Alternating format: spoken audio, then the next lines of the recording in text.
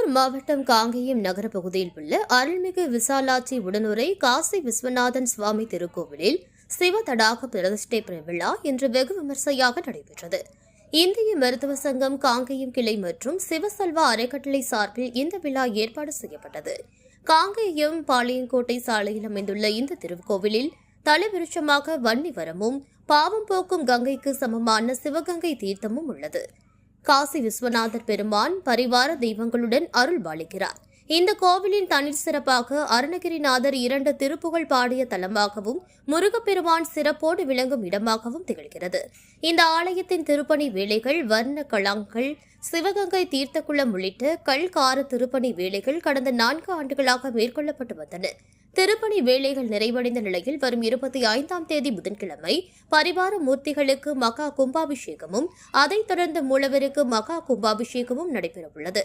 இந்நிலையில் இன்று விசாலாட்சி உடனுரை காசி விஸ்வநாதர் சுவாமி ஆலயத்தில் உள்ள சிவகங்கை என்னும் தீர்த்த குளத்திற்கு கல்கார திருப்பணி மேற்கொள்ளப்பட்டு புனருத்ராதனம் செய்யப்பட்ட நிலையில் சிவ தடாக பிரதிஷ்டை பூஜை வெகு விமர்சையாக நடைபெற்றது. மேலும் குளத்தை சுற்றி 4 பகுதிகளிலும் 64 நாயன்மார்களின் திருமேனிகள் அமைக்கப்பட்டு 2 காலங்களாக சிவ தடாக பிரதிஷ்டை வழிபாடு சிறப்பாக நடைபெற்றது. பின்னர் பேசிய மந்த்ராச்சலம் சிவாச்சாரியார். மேலும் இந்த விழாவில் அதிமுக முன்னாள் சட்டமன்ற உறுப்பினர் NS நடராஜ், காங்கேயம் அதிமுக நகர கழக செயலாளர் வெங்குஜி மணிமாறன் மற்றும் காங்கேயம் பகுதியில் உள்ள மருத்துவர்கள், பொதுமக்கள் ஆகியோர் ஏராளமான எண்ணிக்கையில் கலந்து கொண்டு சிறப்பித்தனர். ஓம் ஹர நம பார்வதி பதஜே ஹர ஹர மகாதேவ. தென்னாடுடைய சிவனே போற்றி, எந்நாட்டவர்க்கும் இறைவா போற்றி. அருள் தரும் ஸ்ரீ விசாலாட்சி அம்பிகை உடனாகிய காசி விஸ்வநாத பெருமான் திருவடிகள். எல்லாம் வல்ல ஸ்ரீ விசாலாட்சியுடனாகிய காசி விஸ்வநாத பெருமானுடைய பரிபூர்ண திருவருளோடு நமது காங்கயம் மாநகரிலே வீற்று இருந்து அருள்பாலிக்கக்கூடிய விசாலாட்சி காசி விஸ்வநாத பெருமான், விநாயகர் முதலான ஏனைய பரிவார தெய்வங்களுடைய மகா கும்பாபிஷேக விழாவானது மிகவும் சீரோடும் சிறப்போடும் புது பொலிவோடும் 6 காலங்களாக மிகவும் நன்றாக நல்லதொரு முறையிலே ஊர் மக்களுடைய ஒத்துழைப்பிலும் நம்மளுடைய கமிட்டிதாரர்களுடைய ஒத்துழைப்பிலும் சிறப்பானதொரு முறையிலே நடைபெற்று கொண்டிருக்கின்றது. அப்பேற்பட்ட இந்த மகா கும்பாபிஷேகத்திலே இந்த காசி விஸ்வநாத பெருமானானவர் காசிக்கு நிகரான தலமாக போற்றப்படுகின்றது.